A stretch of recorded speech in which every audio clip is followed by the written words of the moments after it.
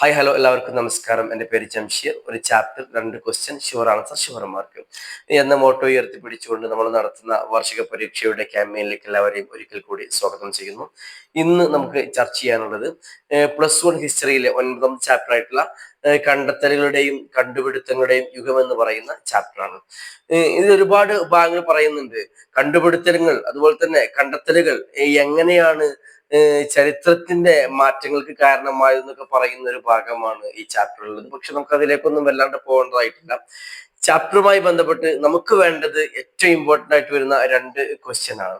അതിൽ ഒന്ന് വ്യവസായ വിപ്ലവം തന്നെ ആയിരിക്കും എന്നുള്ളതാണ് നമുക്ക് വിലയിരുത്തൽ. കാരണം കഴിഞ്ഞ ഒരുപാട് വർഷങ്ങളായിട്ട് റിപ്പീറ്റഡ് ആയിട്ട് ഈ ചാപ്റ്ററിൽ നിന്ന് ചോദിച്ചൊരു ഭാഗം തന്നെയാണ് വ്യവസായ വിപ്ലവം എന്ന് പറയുന്നത്. മനുഷ്യൻ കൈകൊണ്ട് ഉണ്ടാക്കിയിരുന്ന അല്ലെങ്കിൽ യന്ത്രം ഇല്ലാതെ മനുഷ്യനിർമ്മിതമായിട്ടുള്ള ഒരു ഉൽപ്പന്നങ്ങളിൽ നിന്ന് യന്ത്രനിർമ്മിതമായ ഉൽപ്പന്നങ്ങളിലേക്ക് മനുഷ്യൻ കൺവേർട്ട് ആകുന്നതിന്റെ ഒരു യുഗത്തെ കുറിച്ച് പറയുന്നതാണ് വ്യവസായ വിപ്ലവം എന്ന് പറയുന്നത്. വ്യവസായ വിപ്ലവം എന്ന പേര് കൈകൊണ്ടുള്ള ഉൽപാദനത്തിൽ നിന്ന് യന്ത്രം വഴിയുള്ള ഉൽപാദനത്തിലേക്ക് പരിവർത്തനം വരുത്തിയ മാറ്റങ്ങളുടെ ഒരു പരമ്പരയ്ക്ക് നൽകിയിരിക്കുന്ന പേരാണ്. കൈകൊണ്ട് നിർമ്മിച്ച സാധനങ്ങൾ മുതൽ യന്ത്രം കൊണ്ട് നിർമ്മിച്ച വസ്തുക്കൾ വരെ ഇതിൽ ഉപയോഗപ്പെടും.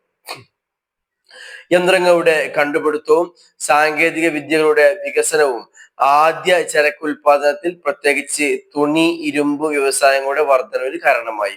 അഥവാ യന്ത്രങ്ങൾ വഴി ഉണ്ടാക്കുന്ന ഉൽപാദനം അല്ലെങ്കിൽ ഉൽപ്പന്നം അത് കൈകൊണ്ടുണ്ടാക്കുന്ന ഉൽപാദനം അല്ലെങ്കിൽ ഉൽപ്പന്നത്തെക്കാൾ ക്വാളിറ്റിയും അതുപോലെ തന്നെ പെട്ടെന്ന് സമയം കുറച്ച് കൂടുതൽ പ്രൊഡക്റ്റുകൾ പുറത്തിറക്കാനും പറ്റുന്ന രീതിയിലുള്ള ഒരു മെത്തേഡിലേക്ക് ലോകം മാറുന്നതിനെ കുറിച്ചാണ് ഇവിടെ പറയുന്നത്.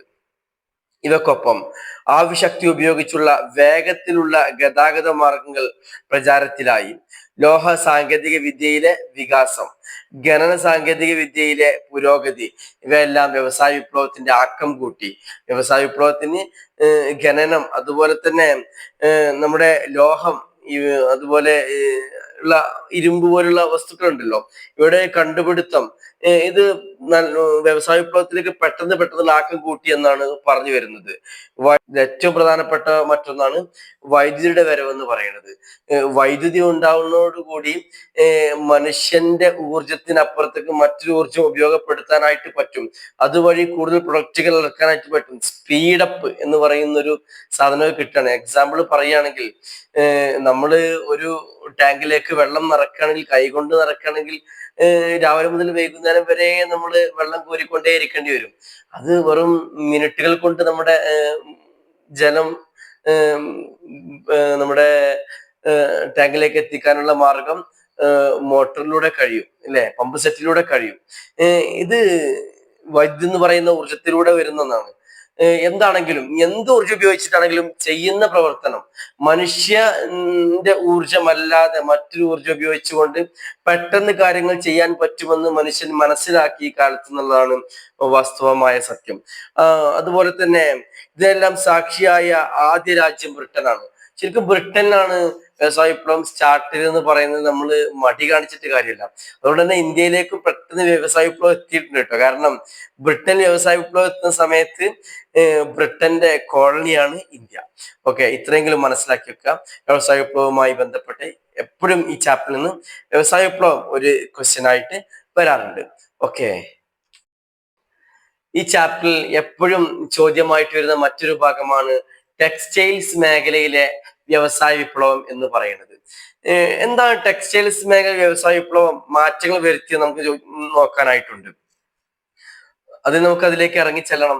ടെക്സ്റ്റൈൽസ് വിപ്ലവം അല്ലെങ്കിൽ ടെക്സ്റ്റൈൽസ് വ്യവസായ വിപ്ലവം വൈദ്യുതിയിൽ പ്രവർത്തിക്കുന്ന യന്ത്ര സാമഗ്രികളുടെ സാധ്യതകൾ ആദ്യമായി ഉപയോഗപ്പെടുത്തിയത് ടെക്സ്റ്റൈൽസ് മേഖലയിലാണ്, അല്ലെങ്കിൽ ടെക്സ്റ്റൈൽസ് വ്യവസായത്തിലാണ്. 18ാം നൂറ്റാണ്ടിന്റെ ആരംഭം വരെ ടെക്സ്റ്റൈൽസ് വ്യവസായ മേഖലയിലെ വികസനം വളരെ മന്ദഗതിയിലായിരുന്നു. എന്നാൽ തുണി നെയ്ത്തിനുള്ള ഫ്ലെയിം ഷട്ടിൽ കണ്ടുപിടിച്ചതിൽ നിന്ന് ഇത് മാറാൻ തുടങ്ങി. നൂൽപ്പ് അതുപോലെ തന്നെ നെയ്ത്ത് എന്നീ മേഖലകളിൽ കണ്ടുപിടുത്തങ്ങളുടെ ഒരു പരമ്പര തന്നെ നടന്നെന്ന് പറയേണ്ടതായിട്ട് വരും. ഇത് പരുത്തിത്തുണി വ്യവസായത്തിൽ വലിയ വിപ്ലവം സൃഷ്ടിച്ചു. കാരണം ഒരു പ്രൊഡക്റ്റ് പെട്ടെന്ന് ഇറക്കാൻ പറ്റുന്ന സംവിധാനം വരുമ്പം ആ പ്രൊഡക്റ്റ് എന്ത് അസംസ്കൃത വസ്തുവിലാണ് ഉണ്ടാക്കുന്നത്, ആ അസംസ്കൃത വസ്തുവിന് മൂല്യം കൂടും. അതാണ് ഇവിടെ ഉദ്ദേശിക്കുന്നത്. 1830 ആയപ്പോഴേക്കും ബ്രിട്ടൻ 50,000-ലധികം പവർ ലൂമുകൾ പ്രവർത്തിപ്പിച്ചു.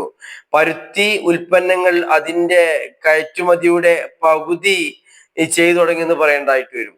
1851 ബ്രിട്ടീഷ് സെൻസസ് പരുത്തി നിർമ്മാണത്തിൽ മാത്രം ജോലി ചെയ്യുന്ന 1,00,000 ആളുകളിലായിട്ട് കണ്ടുപിടിച്ചു. ഐസക് സിംഗർ 1811 തയ്യൽ യന്ത്രം കണ്ടുപിടിച്ചപ്പോൾ അത് തുണി നെയ്ത്തുമായി ബന്ധപ്പെട്ട് വലിയൊരു വിപ്ലവകരമായ കുതിച്ചാട്ടമായിരുന്നു എന്നാണ് പറയപ്പെടുന്നത്. ഈ രണ്ട് ഭാഗം ഈ ചാപ്റ്ററിന് എപ്പോഴും ക്വസ്റ്റ്യൻ ആയിട്ട് വരാറുണ്ട്. ഒന്ന് വ്യവസായ വിപ്ലവമാണ്, മറ്റൊന്ന് ടെക്സ്റ്റൈൽസ് മേഖലയിലെ വ്യവസായ വിപ്ലവമാണ്. പഠിച്ചിട്ട് പോകുക. സംശയങ്ങൾ ഉണ്ടെങ്കിൽ ചോദിക്കാം. നിങ്ങൾക്ക് വാട്സപ്പ് നമ്പർ ഇതിന്റെ കൂടെ കൊടുക്കുന്നുണ്ട്. ഇനി ഹ്യൂമാക്സ് എന്ന് പറയുന്ന യൂട്യൂബ് ചാനൽ ചെന്നിട്ട് നിങ്ങൾക്ക് കാര്യങ്ങൾ വീക്ഷിക്കാവുന്നതാണ്. നിങ്ങൾക്ക് നോട്ട്സ് വേണമെങ്കിലൊക്കെ ചോദിക്കാം. എല്ലാവരുടെയും സഹകരണവും സഹായവും ഫോളോ അപ്പ് ഒക്കെ പ്രതീക്ഷിക്കുന്നു. ഓക്കെ, മറ്റൊരു ക്ലാസ്സുമായി വീണ്ടും വരാം.